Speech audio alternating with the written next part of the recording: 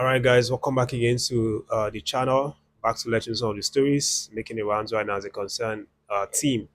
So if you're just joining the channel, this is Naijafoottv, where I basically talk about the Super Eagles of Nigeria. Talk about the team, talk about our players, and everything that basically revolves around the team. So right now, it just feels like it's only us, that have not seen our list for the World Cup qualifying series. For the two matches we have, first against Lesotho on the 10th, and then the finale, which is against Benin Republic on the 14th. Of course, that match is the match that everybody expects to be the tougher of the two games that we have. But I mean, we have to win the two games. We have to beat Lesotho first, and then beat Benin Republic if we want to qualify. But if you look at what's happening, across other national teams, you see that majority of them have obviously released their list. Ghana, uh, Ivory Coast, Algeria, South Africa as well released theirs a few hours ago, uh, mentioning probably an unchanged squad because I'm seeing a lot of familiar faces. It seems like not many changes were made in this list. Coach Hugo Broos deciding to continue with the boys who have obviously been performing throughout this tournament. But again, we also saw Zimbabwe, the opponents that South Africa are going to play first on the 10th. They've also released their list, and they have a game which is technically supposed to be on their home soil, but now they are going to travel to Durban to play at the Moses Mabhida Stadium in South Africa. So huge advantage for South Africa here. Of course, we talked about that before. They have uh, the last two games that they are going to play will be on their home soil, even though one is supposed to be like away. So I mean, huge boost for them. But that's not particularly what the coach of the South African side is uh, saying right now. That's not his frame of mind because obviously with everything that has happened, the point deduction, the issue with FIFA and all of that, there's been some kind of chaos or confusion in the South African camp, heading into these two games. In fact, the morale that they had previously shown, before this day, have obviously been reduced because of the Mokoena situation, because that raised a lot of dust. Even the SAFA president, was talking about the fact that he was going to conduct an investigation to see who was supposed to make the call and didn't make the call. So probably they are going to fire some people at the end of the day, you know. And then they apologize to the South Africans for that mistake, which obviously is something that is unprecedented. They had not done that kind of mistake before. So it's something that has really turned their football upside down heading into this game.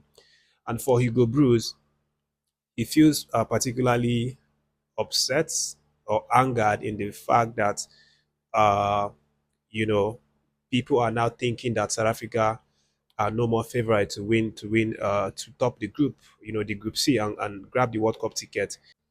Because there's a lot of noise everywhere on social media, even among South African fans. It feels like the belief is dropping little by little. But Hugo Bruce has come out to say that he doesn't understand why people are now thinking that South Africa cannot win their two games, the remaining two games, and Benin Republic can win theirs. He's actually surprised. He's like, what has changed? There hasn't really been a lot, that has changed, if not the fact that they got punished for fielding an ineligible player. The squad is still the same. They still have their players, and they don't plan to change anything whatsoever. So it's actually surprised that the belief is really dropping. But here is what Hugo Bruce said in his own voice. He said, I know everything that happened in the last 2 weeks, but we are still alive. Nothing has changed. After the game against Nigeria, we were 3 points ahead. We still had to win our last two games. Why you believe Benin will win their last two games and we will not? I don't understand why people start doubting us and say we can't qualify anymore. People have to stop now to look for who is responsible. We all know he made a mistake, But between the first match and the second, there were 16 months. We also played AFCON. Who is responsible? It's clear. My staff is responsible. The coaching staff is responsible. The player is responsible. And SAFA administration is also responsible.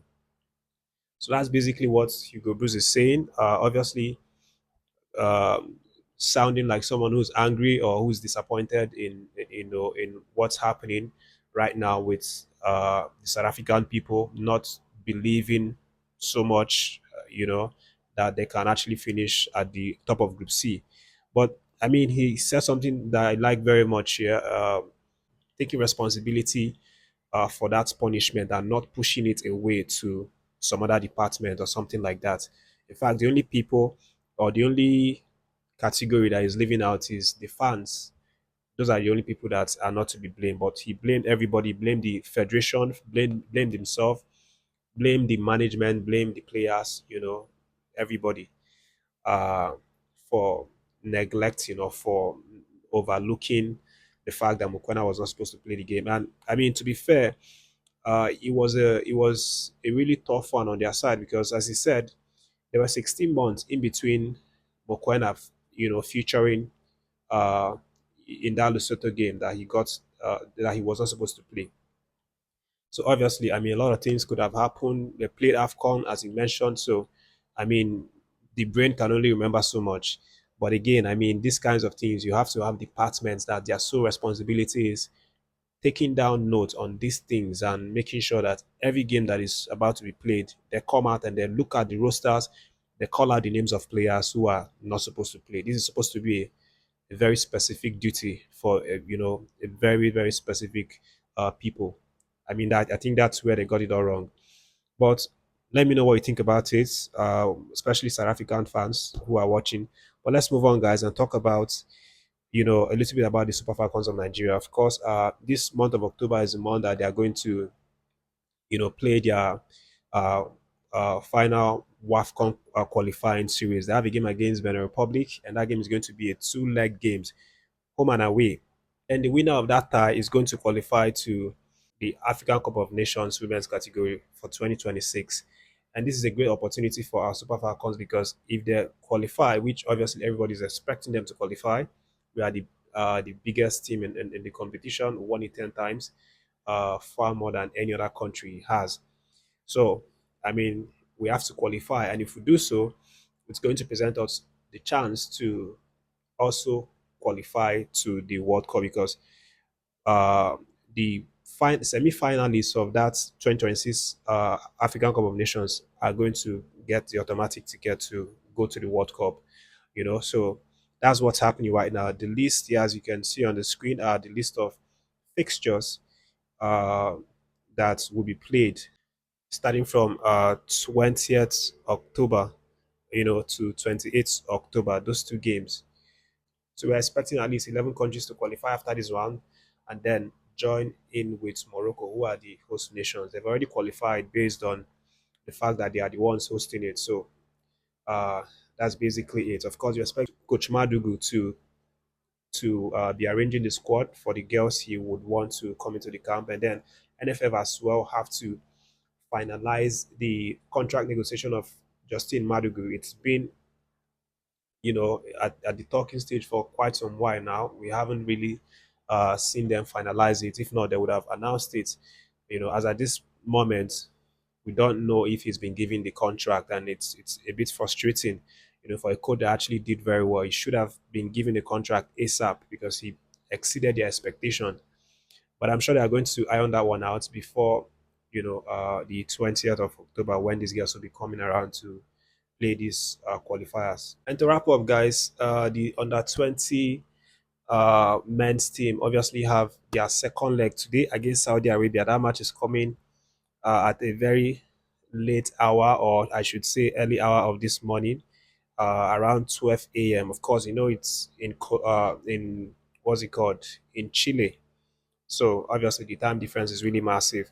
So they had their second game against Saudi Arabia, a must-win game if they have to qualify. Remember, they lost their first game against Norway, courtesy of a lone goal they conceded via penalty. played really well, but were unable to break the deadlock. Hit a couple of balls on the post, two balls specifically. So this match, we expect them to convert some of their chances and also be able to probably keep a clean sheet to win it. You know, if you can be awake for that one, you can catch it on the FIFAplus.com where they are streaming it for free. But that's the update, guys. Thanks for watching. Leave your thoughts on any of the stories. Take care of yourselves and stay tuned to the channel.